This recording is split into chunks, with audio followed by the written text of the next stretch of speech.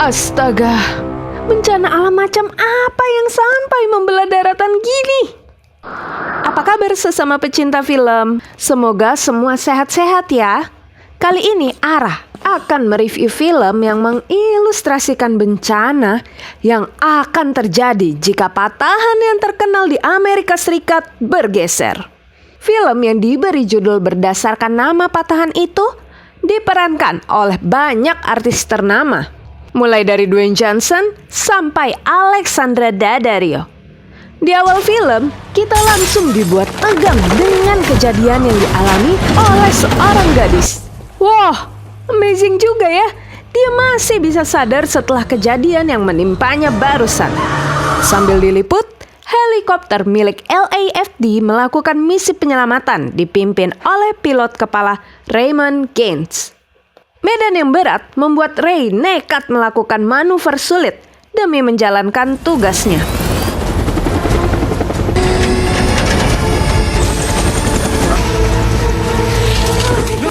Keadaan semakin menegangkan ketika anak buahnya malah terjepit, sehingga ia memutuskan untuk turun tangan. Kerjasama tim yang baik membuat mereka berhasil menyelamatkan sang gadis serta anggota mereka sendiri. Di Caltech, Profesor Lawrence yang baru selesai mengajar tentang pentingnya memprediksi gempa dihampiri oleh partner penelitiannya, Dr. Kim. Kim mengajak Lawrence mendatangi bendungan Hoover untuk menguji teori prediksi gempa mereka. Berhubung tengah terjadi gempa-gempa kecil dengan skala yang terus meningkat di tempat itu. Sedangkan Raymond yang janjian sama putrinya ketitipan sepeda sang anak. Saat mencari kunci, Ray malah menemukan foto lama milik Blake. Loh, anak Ray ada 2? Kim dan Lawrence yang berada di Hoover Dam akhirnya berhasil memprediksi gempa. Tapi sayang, alat mereka memprediksi gempa besar yang akan segera terjadi. Lawrence segera menyuruh Kim pergi dari sana sembari membantu mengevakuasi orang-orang di situ. Kim yang akhirnya berhasil tiba di permukaan juga menyelamatkan gadis ini. Tepat di depan mata, Lawrence menyaksikan sahabat serta partnernya menjadi korban dalam kejadian tragis itu. Sedangkan Ray mengantar sepeda sang anak ke rumah Daniel, kekasih dari mantan istrinya. Tetapi ia harus membatalkan rencananya karena gempa besar yang tadi terjadi. Semua terkejut saat Daniel tiba-tiba menawarkan diri untuk menggantikan Ray mengantar Blake. Ray bahkan kini mendapati kenyataan pahit di mana Emma serta Blake akan segera pindah ke rumah itu tanpa pemberitahuan apapun sebelumnya. Di perjalanan, Daniel yang berusaha menjelaskan sikapnya tadi malah mendapat pertanyaan dari Blake. Kenapa kau tidak memiliki anak? Tapi tanggapan Daniel, kamu nanya, kamu bertanya-tanya. Aku kasih tahu ya, ini anakku. Loh, anaknya gendung masa? Ya, Blake auto speechless nih jadinya. Blake menunggu di lobi karena ada rapat yang harus dihadiri oleh Daniel. Di sana ia berkenalan dengan Ben dan Ollie yang menemani kakaknya interview. Dan sebelum pergi bersama Daniel, ia menitipkan nomor teleponnya pada Ollie yang tadi sempat memintanya untuk sang kakak. Lawrence yang masih syok dan terpukul dengan kepergian Kim memilih kembali ke Caltech dan menyanggupi sesi wawancara dengan wartawan yang mengerjakan segmen tentang Hoover Dam. Tapi wawancara itu terpotong oleh asisten Lawrence yang melaporkan meningkatnya getaran di sepanjang patahan San Andreas. Lawrence sampai pada satu kesimpulan yang mengerikan, yakni kemungkinan terlepasnya patahan San Andreas. Sementara Emma yang bertemu dengan kakak Daniel malah mendapat gelagat tidak mengenakan karena sikap Susan yang cenderung sinis. Dan tepat saat Ray menelpon karena mau minta maaf sudah marah tadi, gempa hebat mengguncang tempat itu. Ray langsung meminta Emma membawa orang sebanyak mungkin menuju atap karena ia akan menjemputnya. Gempa yang sama juga mengguncang Caltech. Namun salah satu asisten Lawrence melaporkan bahwa seluruh patahan San Andreas menjadi aktif dan menuju ke San Francisco, tempat Blake berada. Nah loh, bener dong, Blake juga terkena gempa. Supir Daniel berusaha membawa mereka keluar dari tempat itu, tapi terjadilah hal yang membuat Blake terjebak. Daniel yang tidak mampu membebaskan Blake bergegas mencari bantuan. Tapi gempa kembali mengguncang, bahkan nyaris mencelakai Daniel. Shock, Daniel malah meninggalkan tempat itu.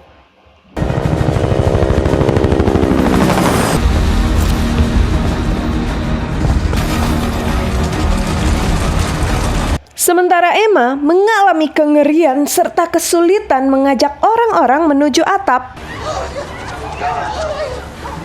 Sehingga hanya ia sendiri yang kini berada di situ. Wah, asli nggak main-main sih ini.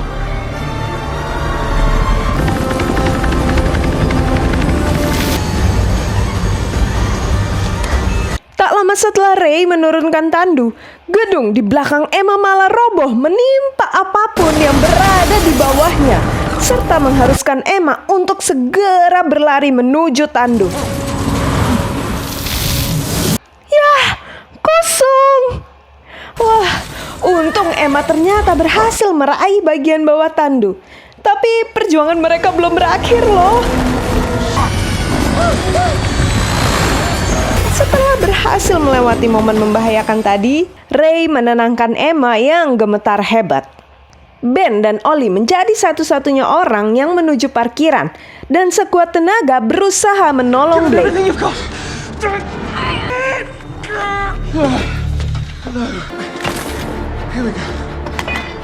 Ide cerdas Ben membuat Blake berhasil bergerak.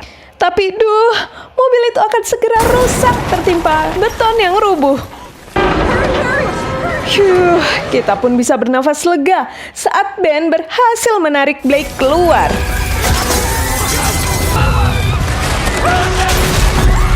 Di luar keadaan lebih kacau dan Blake memutuskan untuk mencari toko elektronik melalui buku panduan Ollie untuk menghubungi orang tuanya.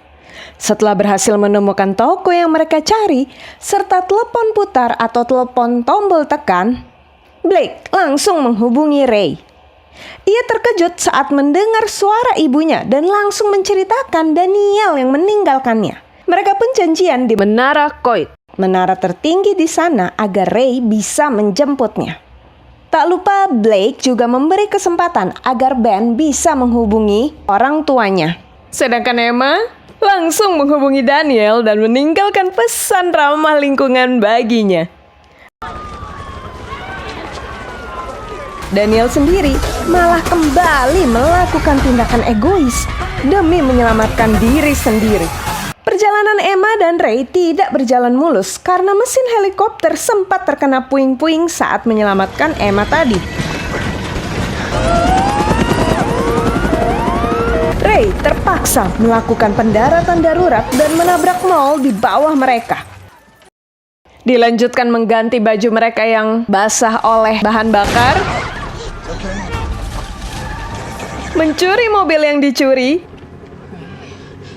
dan langsung bergerak menuju San Francisco. Di Caltech, keadaan juga kacau setelah mengalami gempa berkekuatan 9,1 skala Richter tadi. Tapi data-data yang diterima Lawrence semakin mengkhawatirkan, sehingga Lawrence memutuskan untuk mendatangi lab media. Usaha mereka membuahkan hasil saat akhirnya mereka dapat melakukan siaran langsung. Tanpa membuang waktu, Lawrence bersama sang wartawan memberi peringatan agar warga San Francisco segera mengungsi sekarang. Di jalan, Emma mencoba membahas tentang kepergian anak mereka yang menjadi pemicu kegagalan rumah tangganya. Tapi saat Ray menolak membahasnya, ada 2 lansia di tepi jalan yang melarang mereka meneruskan perjalanan. Ray menyadari bahwa mereka tengah berhadapan dengan patahan San Andreas.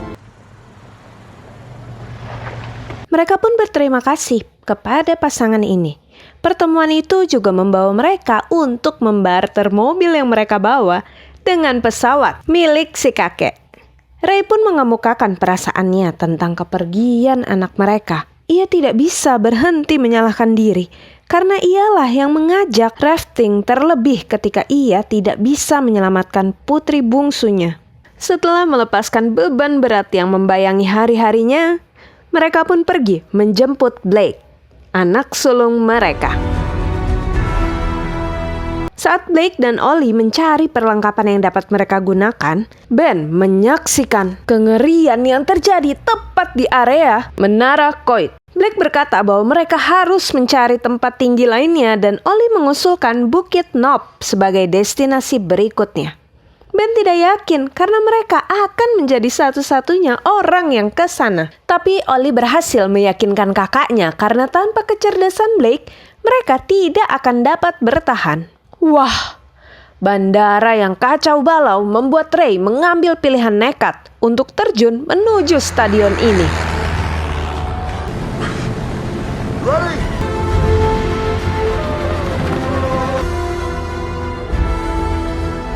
Wah, jelas hubungan mereka nampak membaik ya guys.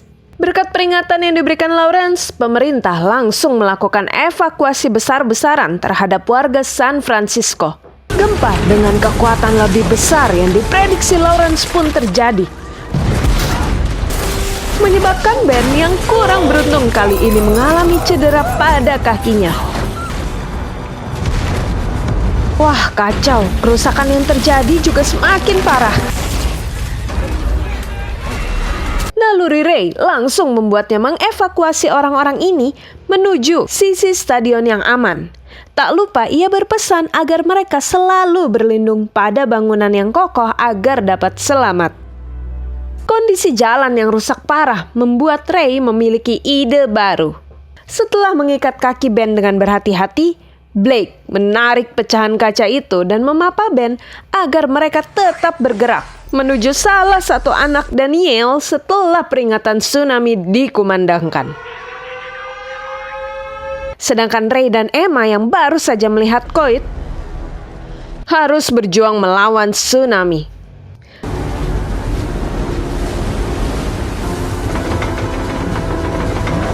Saat mereka hampir sampai pada puncak gelombang itu, kapal tanker beserta muatannya menghalangi jalan mereka. Kapal tanker itu juga yang mengakhiri peran Daniel.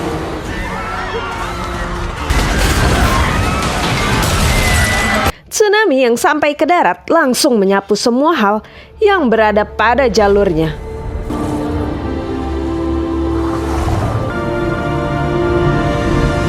Blake, Ollie, dan Ben pun ikut merasakan arus berkekuatan tinggi itu karena mereka berada di lantai yang belum cukup tinggi. Setelah berhasil lolos dan kembali naik ke lantai atas, Blake dan Ollie melihat Ray dan Emma. Duh, tapi suara mereka nggak kedengeran. Tapi Blake dengan cerdas kembali memberi kode bagi orang tuanya. Astaga, bangunan itu mulai kolaps. Sementara Ben dan Ollie berhasil mencapai pintu darurat, Blake terjebak dalam ruangan yang mulai dipenuhi air itu. Berkat cahaya dari senter Blake, Ray dengan mudah menemukan putrinya. Sementara Ben yang mau kembali malah tertahan karena air yang semakin tinggi.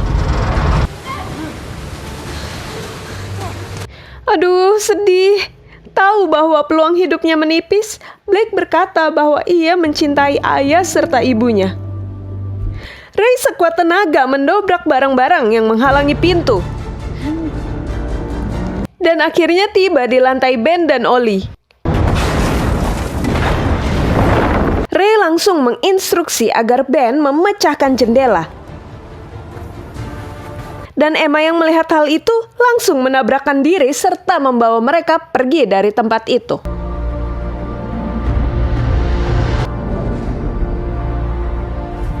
Sementara Ray terus melakukan CPR pada putrinya.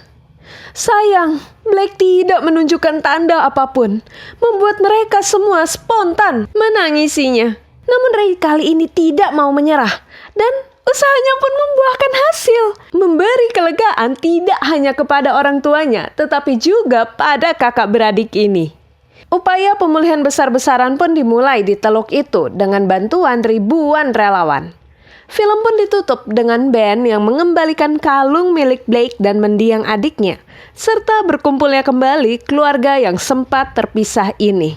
Setelah menyaksikan film yang amat erat dengan kondisi kita yang terus-menerus diguncang bencana alam, dengan tulus Ara mengirimkan doa bagi saudara kita yang terdampak musibah yang baru menerpa tanah air tercinta kita. Marilah kita bersama-sama mengulurkan tangan demi menolong saudara kita yang tengah membutuhkan bantuan kita. Tak lupa Ara kembali mengingatkan untuk menunjukkan apresiasi kita kepada para pekerja seni dengan menonton full movie-nya di platform kesayangan kalian. Dan terakhir, salam pecinta film.